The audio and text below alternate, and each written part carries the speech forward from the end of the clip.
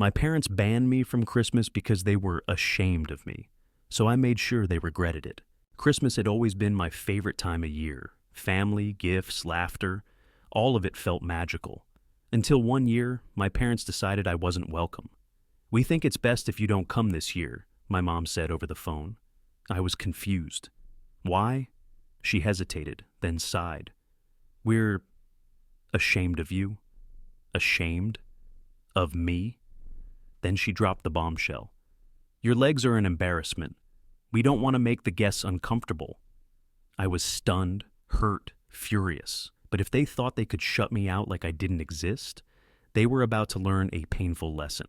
Before we jump into today's video, I need your help. We've noticed the channel is losing some traction, and subscribing is one of the best ways you can support us. It's quick, free, and it helps us keep bringing you awesome content. Your support means the world. Let's keep this channel growing together. Thanks so much. Now let's start the video. I sat there, gripping my phone, trying to process what my mother had just said. "We're ashamed of you. Your legs are an embarrassment." It felt like a punch to the gut. I had spent my entire life trying to make them proud. I worked hard, stayed out of trouble, and never asked them for much. And now they were ashamed of me because of my legs. I looked down at them, at the scars that had taken years to heal, at the reminders of the accident that had changed my life. The accident that wasn't even my fault. I had survived. But to them, I was a disgrace, and they didn't even want me in their house for Christmas. I took a deep breath, forcing myself to stay calm. I could have begged, I could have cried, but why should I? Instead, I simply said, "Got it. Have a great Christmas." Then, I hung up. I refused to let them hear my voice break, because if they thought they could shut me out and walk away without consequences, they were dead wrong. I sat in silence, my phone still in my hand, my mother's words echoing in my head. "We're ashamed of you. Your legs are an embarrassment." I could have let it break me, could have spent Christmas alone, sulking, feeling sorry for myself, but why should I? If they didn't want me there, fine. But I wasn't going to just disappear quietly. I was going to make damn sure they regretted this. My parents had always cared way too much about what other people thought. Their image was everything. So I decided to let our extended family in on the truth. I called my aunt, who had always been kind to me, and casually dropped the bomb. "Hey, just wanted to let you know I won't be coming for Christmas this year." She sounded surprised. "Oh no." "Why not?" "Mom and Dad don't want me there. They said my legs would make the guests uncomfortable." Silence. Then, pure rage. "They what?" I could practically hear her blood boiling. "After everything you've been through, they have the nerve to say that?" "Yep," I said, my voice calm. "Guess I'm just too much of an embarrassment."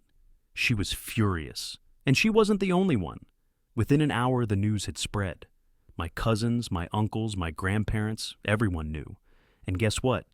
They weren't on my parents' side. My parents were expecting a perfect, cozy Christmas gathering, a night where they could play hosts, show off their perfect life, and pretend everything was fine. But instead, people started canceling.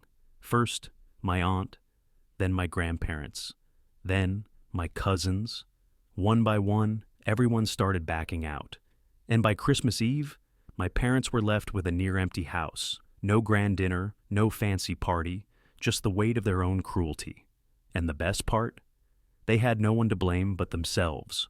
Christmas Eve rolled around, and my phone started buzzing, not from my parents but from the rest of the family, the ones who had chosen to stand by me instead of them. "Just wanted to check in on you," my aunt texted. "Your parents are pissed. Nobody showed up to their perfect little Christmas. Guess they didn't expect people to actually care about you." I smirked. I could just picture my mom and dad standing in their beautifully decorated empty house. No grand dinner, no guests to impress, just the two of them, sitting in the mess they created. I had thought about going somewhere for the holiday, maybe taking a solo trip just to clear my mind. But instead, I was invited to my aunt's place. "Screw your parents," she had said. "Come celebrate with people who actually love you." And that was exactly what I did. Turns out my parents weren't handling the rejection well. They had expected a house full of laughter, admiration, and praise. a reflection of the perfect life they pretended to have. Instead, they were met with silence and empty chairs. At first, they tried to play it off. "Oh, people must have just had other plans," Mom told a family friend over the phone, trying to sound casual. But as more and more people stopped answering their calls, they started to realize this wasn't a coincidence. People weren't just busy. They were choosing not to be there. At about 9 p.m., my phone rang. Mom. I stared at the screen, debating whether to even answer. But curiosity got the best of me. "Hello? Are you happy now?" she snapped, skipping the pleasantries entirely. I leaned back in my chair, amused. "What do you mean?" "You know exactly what I mean," she hissed. "Nobody came. Your grandparents canceled. Your aunts and uncles canceled. Even your cousins decided to celebrate somewhere else." I could hear the anger, the frustration, the embarrassment in her voice. I smirked. "That's weird. It's almost like people don't want to be around selfish, shallow people who turn their backs on their own family." She scoffed. "Oh, don't be so dramatic. We just wanted a certain atmosphere. We didn't mean to hurt you." I laughed coldly. "You literally told me you were ashamed of me. How exactly was I supposed to take that?" Silence. Then, in a much quieter voice, she said, "You didn't have to ruin Christmas over it. That's when I lost it." "Ruin Christmas?" I repeated, my voice sharp. "You ruined our relationship the second you decided I wasn't good enough to sit at the damn dinner table." She tried to argue, but I wasn't interested in hearing it. "Enjoy your Christmas, Mom," I said, my voice flat. Christmas morning came, and I woke up feeling lighter than I had in years. There were no fake smiles to put on, no forced conversations, no need to shrink myself down to fit into my parents' perfect little world. Instead, I spent the morning at my aunt's house, surrounded by real family, people who actually wanted me there. My cousins and I laughed over breakfast, exchanged gifts, and played games by the fireplace. Meanwhile, my parents, they were completely alone, and for the first time, I didn't care. At around noon, my phone buzzed. I wasn't surprised to see it was from Mom. "Mom, can we please talk?" I sighed. The night before, she had been furious, blaming me for ruining Christmas. Now, she sounded defeated. I ignored the message. A few minutes later, another text came through. "Dad, we get it, okay? We messed up. But is this really worth tearing the family apart?" That made me laugh. They had thrown me away. They had made it clear that I wasn't welcome in their home. But now, when they were the ones feeling abandoned, they wanted to talk about family? How ironic. Later that afternoon, my aunt pulled me aside. "Your mom called me this morning," she said, lowering her voice. "She was crying." I raised an eyebrow. "Crying?" "Yeah. She kept saying how she'd never meant for things to get this bad, and that she just wanted a beautiful holiday." I rolled my eyes. She had a choice. She made it. Now she has to live with it. My aunt sighed. I told her the same thing. She thought she could control the situation, that you'd just take it and move on. But she never thought about what would happen if you actually walked away. I smirked. Well, now she knows. Because for once, she was the one being left out in the cold. That evening, I finally gave in and answered one of my mom's calls. She sounded exhausted. "Can we please just talk?" I stayed silent. "I never meant to hurt you," she continued, her voice trembling. "I just wanted the holiday to be perfect." I let out a cold laugh. "Perfect for who?" She hesitated. I thought the guests would feel more comfortable if things looked a certain way." "And I wasn't part of that certain way, huh?" I snapped. She started crying. "I don't know what I was thinking. I should have never said that to you."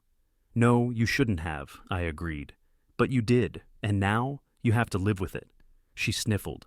"Please, come home. Let's fix this." I thought about it for a long moment. Then I took a deep breath and said, "No, because some betrayals you don't come back from." Then I hung up. Hanging up on my mom should have felt satisfying, but all I felt was done.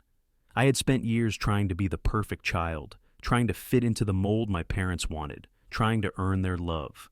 But this Christmas had shown me the truth. Their love had always been conditional. I wasn't going to beg for a spot at their table. I wasn't going to pretend everything was okay. They had made their choice, and now they had to live with it. Over the next few days, the family group chat blew up. My parents had expected everyone to forget about what happened, to move on like it was just a little misunderstanding. But instead, nobody let it go. Aunt Lisa: "I still can't believe you did that to your own child. What were you thinking?" Uncle Dave: "You should be ashamed of yourselves. Family is supposed to come first." Cousin Megan: "Wow, so much for holiday spirit. Guess appearances are more important than love, huh?" My parents tried to defend themselves, but nothing they said changed the truth. They had chosen to exclude me, and now they were the ones being excluded, and when they realized that, they lost it. A few nights later, my dad called. I didn't answer. Then my mom tried. Again, I ignored it, but they didn't stop. Finally, I picked up.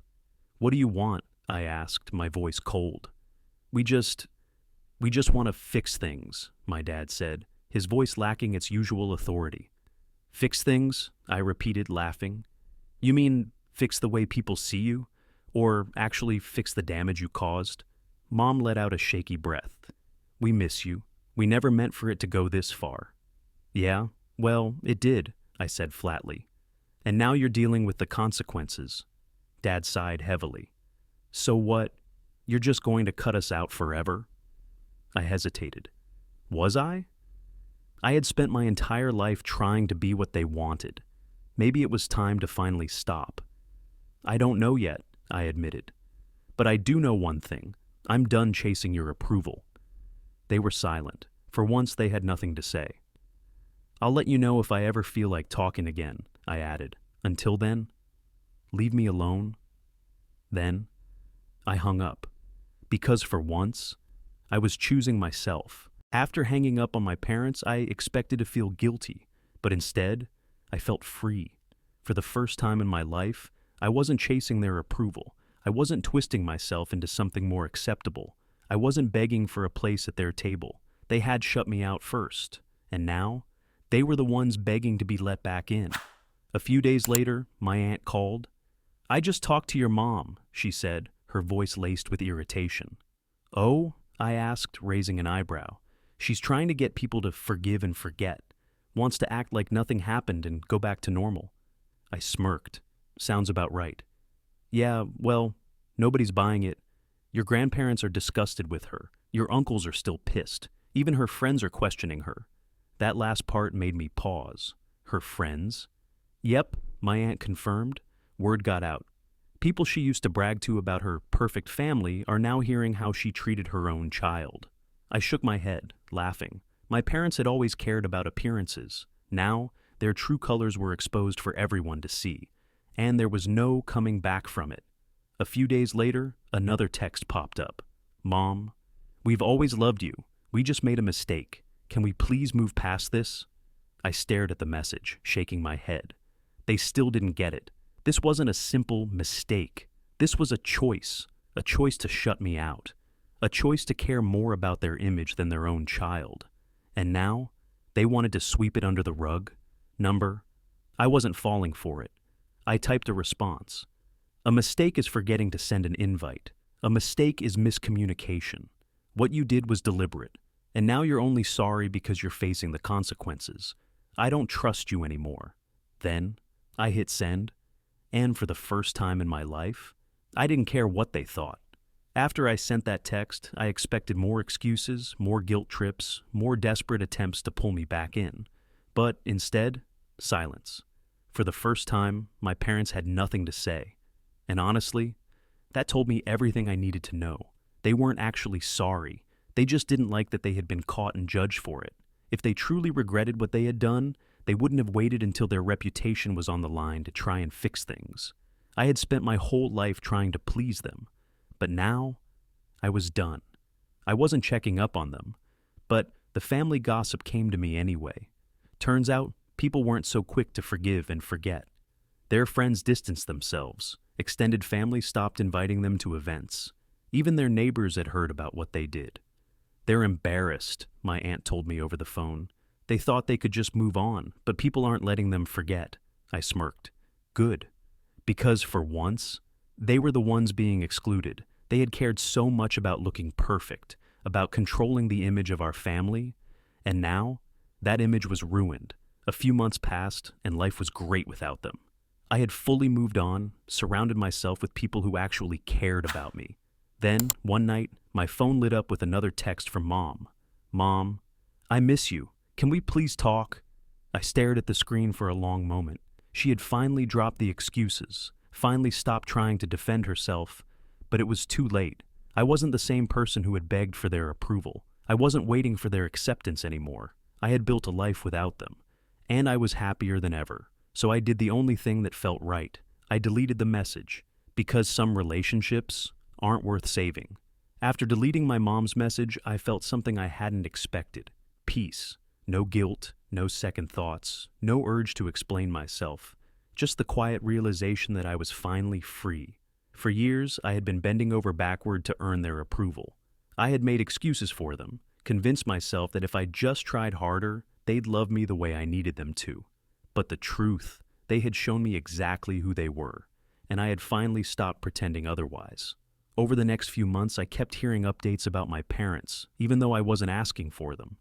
Turns out, their actions had consequences. People didn't respect them anymore. The same family members who used to look up to them were now keeping their distance.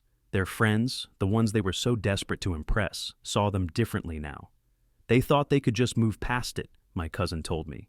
But people haven't forgotten. They still bring it up at gatherings. I smirked. And how do they react?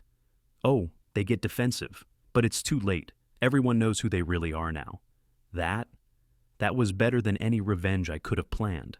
My parents had cared so much about looking perfect. Now, no matter how hard they tried, they would never be seen the same way again. And me, I was happier than ever. A few weeks later, I got one final email from my dad. I almost ignored it, but curiosity won. It was short. We miss you. We regret everything. If you ever want to talk, we'll be here. No excuses, no manipulation, just an open door. For a second, I thought about it, about what it would mean to reconnect. Then I closed the email, because I had already made my choice. I wasn't looking back. Not now, not ever. After reading my dad's email, I sat there for a moment, waiting to feel something. Anger, regret, maybe even a little guilt. But instead, I felt nothing. Because at this point, their regret didn't matter. They weren't reaching out because they had changed. They were reaching out because they had lost. They had lost the family they claimed to care about.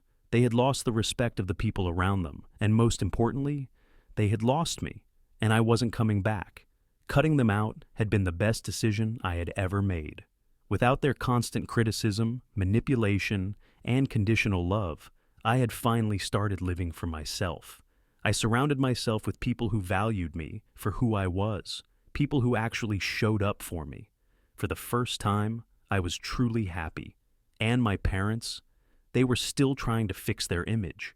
I found out through a family friend that they had been making excuses for their actions, saying it was all just a misunderstanding and that they never meant to exclude me. But no one was buying it, because they had spent years choosing appearances over love. And now, they were realizing too late that appearances mean nothing when you're left with no one. A few days later, I opened my dad's email one last time. I reread his words, searching for any sincerity. But all I saw was regret for getting caught. I typed a short response. Number, you made your choice. Now live with it. Then I hit send. And for the first time in my life, I felt completely free. After sending that final email, I didn't look back. For the first time in my life, I wasn't waiting for their approval. I wasn't bending over backward to be the child they wanted. I wasn't hoping for them to finally change. Because I had finally accepted the truth. They never would, and that was okay. My parents thought they could shut me out of their lives until it suited them. They thought I would always come back, always forgive, always be waiting. But they were wrong. Because some betrayals, you don't come back from. And in the end, they were the ones who lost everything. Their family, their respect, their legacy. And me? I didn't just move on. I thrived. Some people only realize your worth when it's too late. My parents thought they could control who mattered, but in the end, they were the ones left behind. Now, let me ask you, have you ever been betrayed by family in a way you never expected? How did you handle it? Drop your stories in the comments. I'd love to hear them. And if you made it this far, don't forget to like and subscribe. See you in the next one.